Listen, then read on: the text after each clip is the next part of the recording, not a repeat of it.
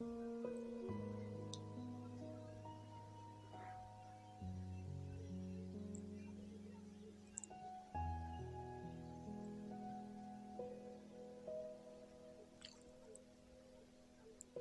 বলবো, কিভাবে জানাবো তোমায়?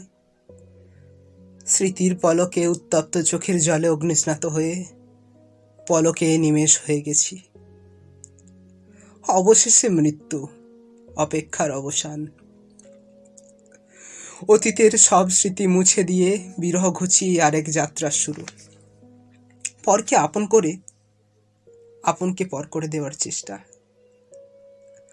কত কথা, কত ভালোবাসা রীতি টেনে নাটকের থেকে বিদায়। এবার আমার পাঠ শেষ, এবার বিশ্রামের পালা। কতটা জেনেছে পৃথিবী আমায়, কতটা তুমিই বা চিনেছ। বোঝার অন্তরালে অবুঝ পরিযায়ী হয়ে পরিযান ঘটাতে ঘটাতে এবার গন্তব্য প্রাপ্তি। তোমার চোখের সামনে দিয়েই মায়ার অবসান ঘটিয়ে গেছি, বুঝেও অবুঝ থেকেছ। এক পা করে হাঁটতে শুরু করেছিলাম যেদিন, মনে নেই হয়তো দিনটার কথা। কবে হয়ে উঠলাম পারদর্শী, পদচিহ্ন রেখেছি তাই তো চারিদিকে।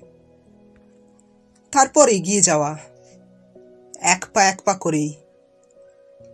হঠাৎ পথ শেষ, হঠাৎ অন্ধকারকে সঙ্গী করে আলো খোঁজা।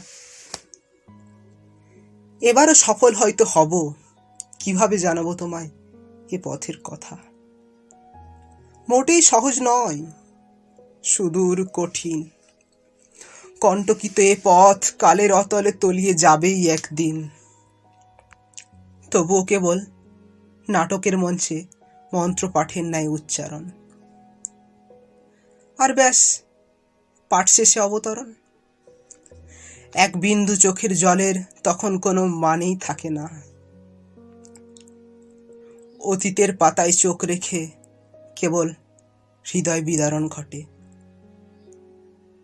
আকাশের নীলিমাও তখন ফ্যাকাশে, বর্ণহীন। উত্তপ্ত জ্যোতিষ্ক তখন তেজহীন।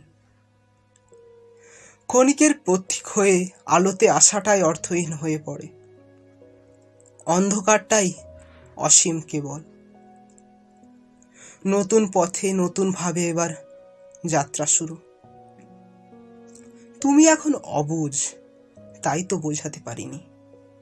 কিন্তু নদী পাড়ের ওই শুকনো গাছটাও জানে একদিন যাবেই নিভিয়ে আশা আকাঙ্ক্ষার সমস্ত প্রদীপ।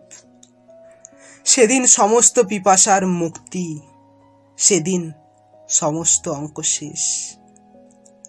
মুহূর্তে লিপ্ত পাতাদের ঝরে পড়ার দিন।